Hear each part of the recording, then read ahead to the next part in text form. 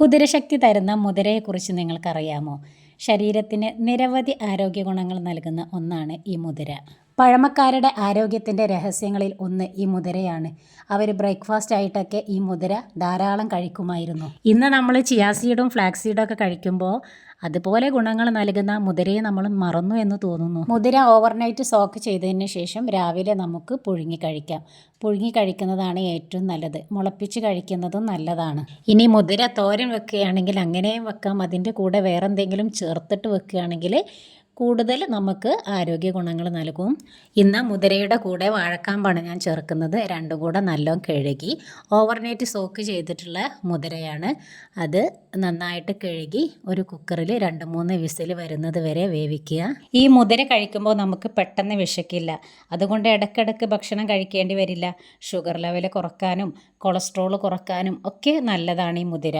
അതുപോലെ നമ്മുടെ ശരീരവേദന, നീർക്കെട്ട്, വണ്ണം കുറയാൻ, ചീത്ത കൊളസ്ട്രോൾ കുറച്ച് ഗുഡ് കൊളസ്ട്രോൾ കൂട്ടാൻ, ഇതൊക്കെ നമുക്ക് ഈ മുതിര കൊണ്ട് കഴിയുമെന്നാണ് ഡോക്ടർമാർ പറയുന്നത്.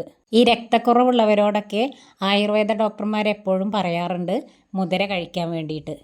അതുപോലെ തന്നെ നീർക്കെട്ടിൻ്റെ വേദനയുള്ളവരോട് ശരീരവേദന കുറക്കാൻ വേണ്ടിയിട്ട് മുതിര കഴിക്കാൻ പറയാറുണ്ട്. അപ്പോൾ ഞാനിവിടെ മുതിര വേവിച്ചെടുത്തിട്ടുണ്ട്. കൂടെ വാഴക്കാമ്പ്, എണ്ണിക്കാമ്പ് എന്നൊക്കെ പറയുന്ന ആ സംഭവം കൂടെ ഞാൻ ചേർത്തിട്ടുണ്ട്.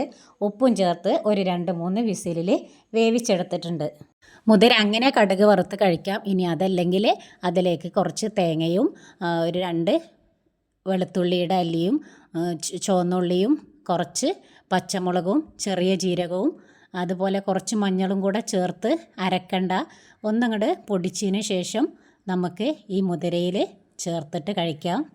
നമ്മുടെ ഈ മുതിരയുടെ കൂടെ ചേർത്തിട്ടുള്ള വാഴക്കാമ്പ് അല്ലെങ്കിൽ ഇണ്ണിത്തണ്ട് എന്നൊക്കെ പറയുന്ന ഈ സംഭവം അതും നമ്മുടെ ശരീരത്തിന് വളരെയധികം ഗുണങ്ങളുള്ളത് തന്നെയാണ്. നമ്മളുടെ ദഹനത്തെയൊക്കെ എളുപ്പമാക്കാൻ സഹായിക്കുന്ന ഒന്നാണ്. വയറിൻ്റെ എല്ലാ പ്രശ്നങ്ങൾക്കും, അസിഡിറ്റി, അൾസർ എന്നീ പ്രശ്നങ്ങൾക്കൊക്കെ നല്ലതാണ് എന്ന് പറയുന്നത് കേട്ടിട്ടുണ്ട്. കുഞ്ഞുങ്ങൾക്കൊക്കെ മലബന്ധം കുറക്കാൻ, കുഞ്ഞുങ്ങൾക്ക് മാത്രമല്ല വലിയവർക്കൊക്കെ ഈ മലബന്ധം കുറക്കാനും അതുപോലെ കുടലിൻ്റെ ആരോഗ്യത്തിനും ഒക്കെ ഈ നാരുകളടങ്ങിയ ഭക്ഷണം ആണ് ഈ വാഴക്കാമ്പ് എന്നൊക്കെ പറയുന്നത്. അത് വളരെയധികം നല്ലതാണ്.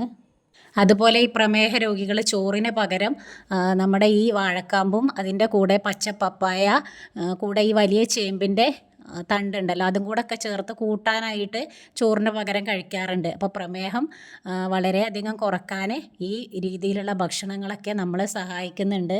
അപ്പോൾ ഗുണങ്ങൾ അറിയാത്തതിൻ്റെ പേരിൽ നമ്മൾ ഇതൊന്നും ഒഴിവാക്കല്ലേ. വീണ്ടും വരാം. താങ്ക്സ്.